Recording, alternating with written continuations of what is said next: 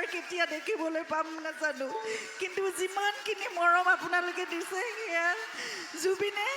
যথেষ্ট মই জানো কৃতজ্ঞতাৰে আৰু তেওঁ সন্তুষ্টিৰে তেওঁ অসমৰ পৰা আমাৰ মাজৰ পৰা কায়িকভাৱে বিদায় লৈ যায় যেনেকৈ জুবিন থকা হ'লে এনেদৰে ইমান মৰম আৰু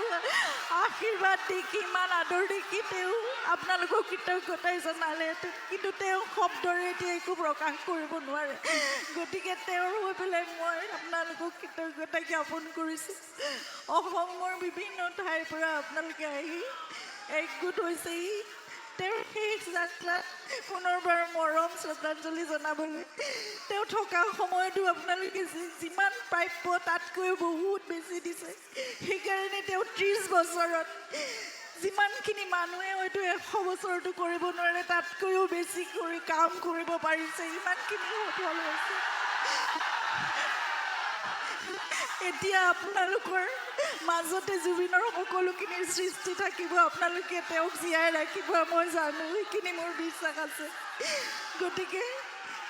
জুবিনে সদায় সকলো একেলগ হৈ থকাটো বিচাৰে সদায় শান্তিৰে সদায় সুস্থিৰ সদায় শৃংখলাবদ্ধভাৱে তেওঁ সংস্কৃতিৰ বাট মুকলি কৰিব বিচাৰে আৰু আজি দেখিছোঁ ইমান জাতি জনগোষ্ঠী যিমান সাম্প্ৰদায়িকতাৰ কথা যি চলি থাকক আজি দেখিছোঁ সকলোৱে তেওঁক যি ধৰণে মৰম আৰু সন্মান জনাইছে সেয়া চাগে অসমত আকৌ এবাৰ কেতিয়া দেখিবলৈ পাম নাজানো কিন্তু যিমানখিনি মৰম আপোনালোকে দিছে সেয়া জুবিনে যথেষ্ট মই জানো কৃতজ্ঞতাৰে আৰু তেওঁ সন্তুষ্টিৰে তেওঁ অসমৰ পৰা আমাৰ মাজৰ পৰা কায়িকভাৱে বিদায় লৈ যায় যেনেকৈ যাব লাগে যাব কিন্তু তেওঁৰ আত্মা সদায় আমাৰ লগত আছে কাৰণ তেওঁ সদায় অসম ভাল পায় অসমীয়া আপোনালোকক ভাল পায় বাৰু আমাৰ মাজতে জুবিন সদায় থাকিব সকলোৱে যাতে শান্তিপূৰ্ণভাৱে আৰু শৃংখলাবদ্ধভাৱে শ্ৰদ্ধাঞ্জলি যিখিনি আয়োজন কৰিছে সেইখিনি কাম কৰে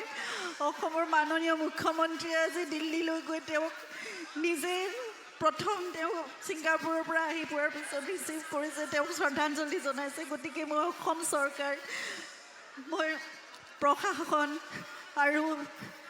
আৰক্ষী আৰু ৰাইজক বিশেষকৈ আপোনালোকক সকলোকে পুনৰবাৰ অন্তৰৰ পৰা কৃতজ্ঞতা জনাইছোঁ জুবিনক আপোনালোকে এনেদৰে মৰমেৰে সদায় জীয়াই ৰাখিব আৰু নতুন প্ৰজন্মৰ মাজত জুবিন সদায় থাকিবলৈ